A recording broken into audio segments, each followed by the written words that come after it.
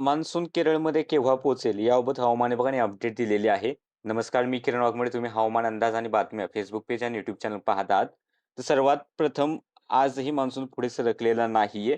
पण हवामान विभागाने सांगितले की येत्या 4 जून रोजी मान्सून केरळमध्ये पोहोचण्यासाठी वातावरण अनुकूल होताना दिसत आहे.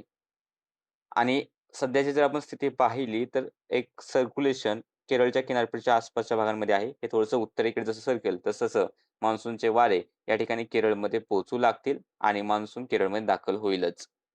बाकी राज्यात आज मध्य महाराष्ट्राच्या पश्चिम भागामध्ये पावसाचे ढग आणि मराठवाड्याच्या तुरळक ठिकाणी पावसाचे ढग हे दिसत आहेत. राज्याच्या इतर ठिकाणी मात्र पाऊस हा आज नाहीये.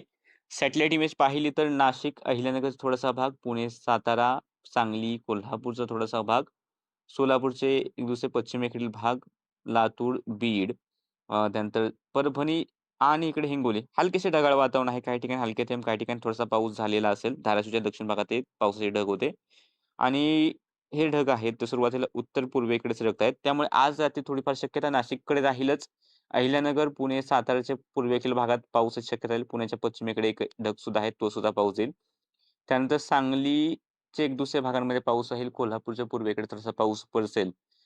तसेच इकडे सोलापूरचे लगतवरती जे भाग आहेत, पुणे, सातारा, सांगलीला याही ठिकाणी पावसाच्या थोड्याशा सरी राहतील.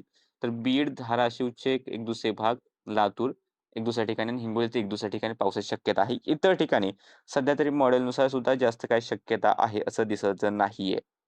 तरी सुद्धा तुम्ही लक्ष ठेवा. इतर ठिकाणी काही अपडेट्स झाल्या तर मी नक्कीच तुम्हाला कळवेल. बाकी रात्री उशिरा ते पहाटे इकडे मुंबई, ठाणे, पालघरच्या आसपास सुद्धा थोड्याशा सरी होऊ शकतात. पण त्याची शक्यता खूप कमी आहे. रात्री उशिरा किंवा पहाटेच्या आसपास झाला तर थोड्याशा सरी या ठिकाणी होतील.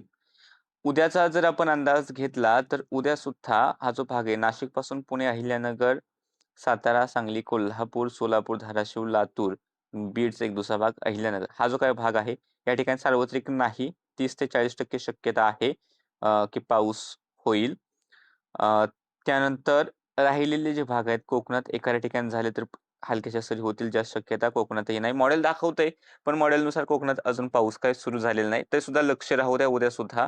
आणि राहिलेला जो भाग आहे उत्तर महाराष्ट्रातील धुळे, नंदुरबार, जळगाव, इकडे मराठवाड्यातील छत्रपती संभाजीनगर, जालना, परभणी, हिंगोली, नांदेड आणि संपूर्ण विदर्भ या ठिकाणी स्थानिक ढग निर्मितीवरती लक्ष ठेवा. जास्त शक्यता सध्या दिसत नाहीये. तरी सुद्धा स्थानिक ढग निर्मिती झाली तर एखाद्या ठिकाणी पावसाची शक्यता नाकारता येत नाही. जर आपण हवामान विभागाचे इशारे पाहिले त्यानुसार यवतमाळ, वर्धा, नागपूर, भंडारा, गोंदिया, गडचिरोली, चंद्रपूर मेघगर्जनेसह पावसाचा इशारा आहे. तर धाराशिव, लातूर, बीड, छत्रपती संभाजीनगर, अहिल्यानगर, नाशिक, पुणे, सातारा, कोल्हापूर, सिंधुदुर्ग, रत्नागिरी, रायगड, ठाणे, पालघर आणि मुंबई मेघगर्जनेसह पावसाची काही प्रमाणात शक्यता आहे. तर मुंबई, ठाणे, पालघर, रायगड उष्ण आणि दमट हवामानाचा सुद्धा इशारा आहे. नंदुरबार, धुळे, जळगाव, जालना, परभणी, हिंगोली, नांदेड, सोलापूर, सांगली हलका पाऊस किंवा हलकी गर्जना होण्याची शक्यता हवामान विभागाने वर्तवली. सध्याच्या अपडेटमध्ये इतकंच. असेच व्हिडिओ पाहण्यासाठी फेसबुक पेज फॉलो करा, YouTube चॅनल सबस्क्राईब करा.